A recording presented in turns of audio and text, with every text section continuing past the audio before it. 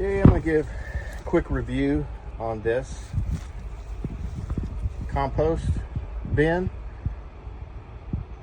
You see here, I've had this for, oh gosh, going on a year, probably this fall, I think. But, you know, the lid, there's a lid here, and there's also a lid on the back. I don't know if you can see it there or not, but I had to take wire to try to keep it in, you know, or the compost starts coming out the bottom. Very poorly designed. And, you know, I don't know what I'm going to do. I'm probably going to have to rig something, and I may, you know, build a board or something like that. It can kind of slide in there. I might even take some chicken wire and just, you know, wrap it around both sides. But I don't like that at all about this design. The lid, you know, is kind of flimsy, so to speak, but I don't think it's really that important. I mean, it works and it's functional and everything.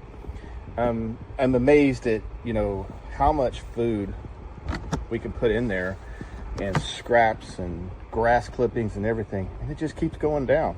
I mean, we've put a lot of stuff in here, and it just keeps going down. We haven't used any of it, and we've done this for, you know, going on almost a year now.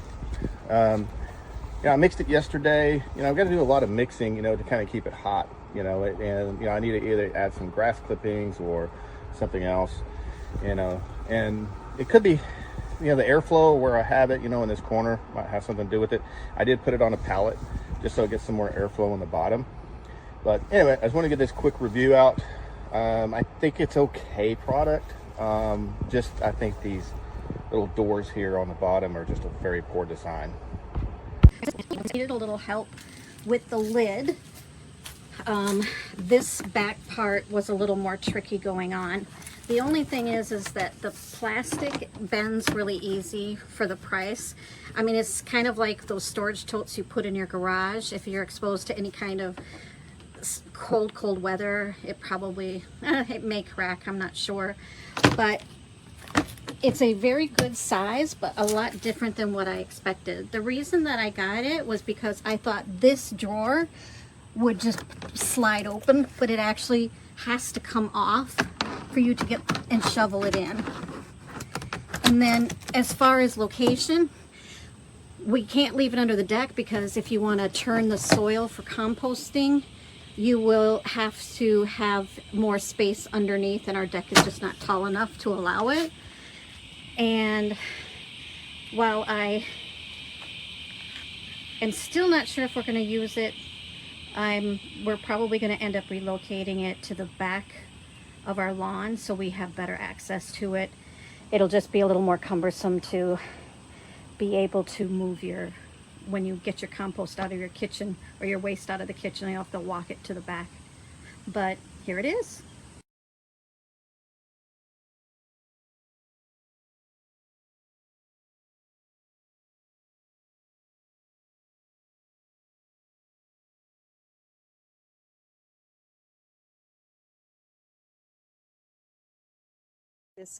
I got the composter because I have a chicken coop and I wanted to be able to compost the waste from the chicken. It was very easy to put together, but you have to pay attention to make sure you're snapping the right back part to the front.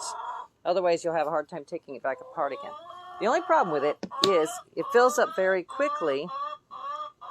You've got to have a pitchfork to turn the material inside, because there's no way to spin it or flip it around or anything like that. So if you don't flip your compost, it's not going to do you much good. Now, when the time comes, I'll be able to pull it out. Hazel, shut up. I'll be able to pull some of it out through this little door at the bottom if I need to dump it out. But that's probably the only thing I didn't like about it, was there's no middle rod or anything inside that you can use to spin it, unlike the other model that I already have. But if you need something quick and handy, easy to put together, it's a good model for the price.